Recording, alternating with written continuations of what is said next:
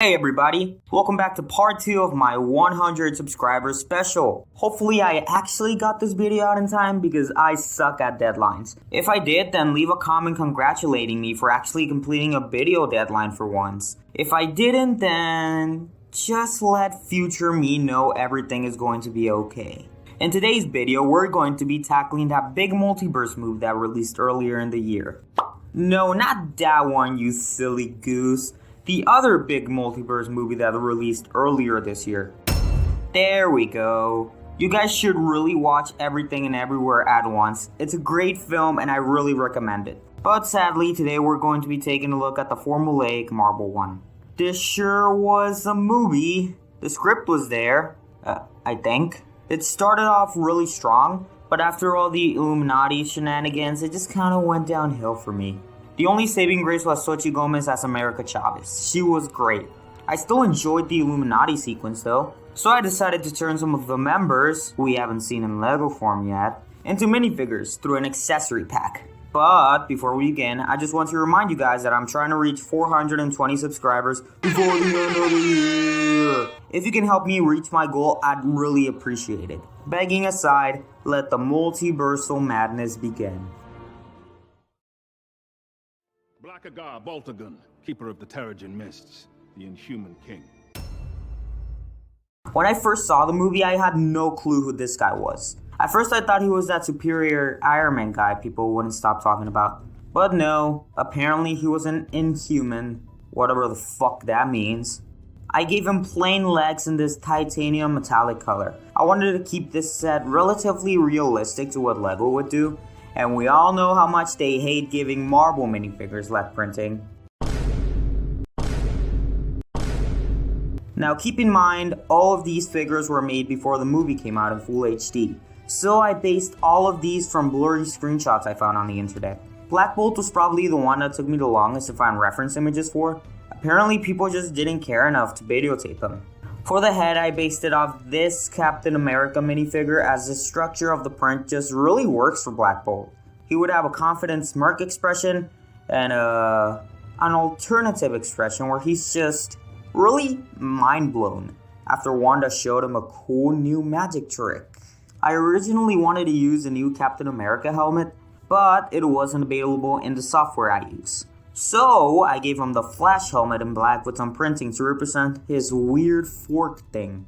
Well, there's a guy over there with a fork on his head, so yeah, a little bit. Overall, a very easy figure for a character I didn't even know existed. The smartest man alive, Reed Richards of the Fantastic Four. Hello, Stephen.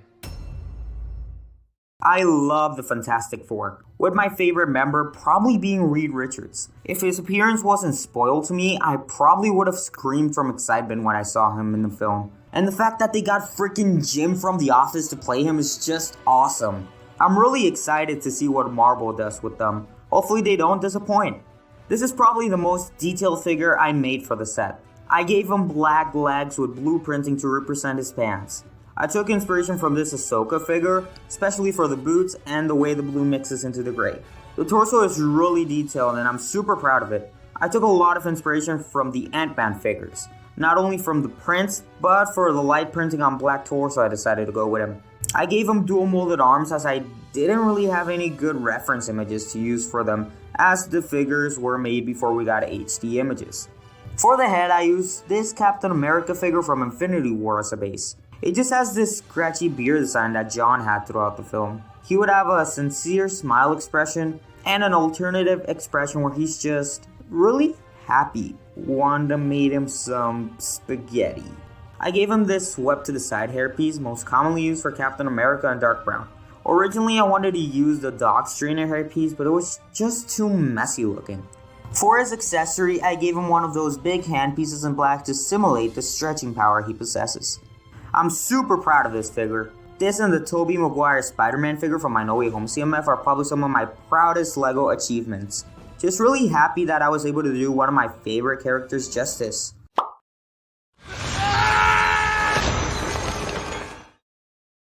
Captain Marvel, defender of the cosmos.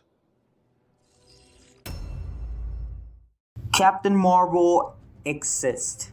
She was in the movie and she did something. I gave her dual molded legs in black and gray to simulate her boots. They honestly work really well. For her torso, I pretty much recolored this Captain Marvel minifigure as the suit is practically the same. For the head, I reused the same one Lego used for Maria Rambeau, as I'm pretty sure they're supposed to be the same person. She would have a sassy expression and an angry expression where she has her mask faceplate thing. For the hair, I really wanted to use the T'Challa Star-Lord hairpiece from the Marvel CMF, but it wasn't available in the software I used. So I had to give her the Finn hairpiece from The Rise of Skywalker in black. For her accessory, I gave her these dish pieces in trans orange to simulate her powers. I wanted to give her some Power Blast pieces, but they were strangely not in my software, which is really weird because I remember using them in the past for another figure. Confusion aside, this is a good representation of Captain Marvel, a mediocre figure for a mediocre character. Oh, we can handle your little witch if she decides to dreamwalk. Our final member, Professor Charles Xavier. Patrick Stewart is great as Professor X. He just captures that badass yet sweet and loving energy Charles gives off in the comics. I probably would have been more excited about his appearance if it wasn't revealed in the trailers. Still a really fun and neck-twisting cameo though. I gave him plain legs in dark green as you can't really see them with the huge ass wheelchair he has. For the torso, I used the one from Obadiah Stane from the Infinity Saga wave from last year. I just modified it a bit to look less business and more casual. For the head, I used the old man Han head from Star Wars as a base. Just modified his expression to be more happy and less old and tired. For his accessory, I gave him his wheelchair. I tried staying as close to the original design as possible by making comically oversized. He would connect through this mini doll leg holder piece as I feel it's something Lego would do. I also thought it would be cool if I gave him this dish piece in a transparent color to make it look like his chair is levitating in the air. Really proud of this figure, especially his large hover chair. A great send-off to what could possibly be the last time we see this character as portrayed by Patrick Stewart. We should tell him the truth.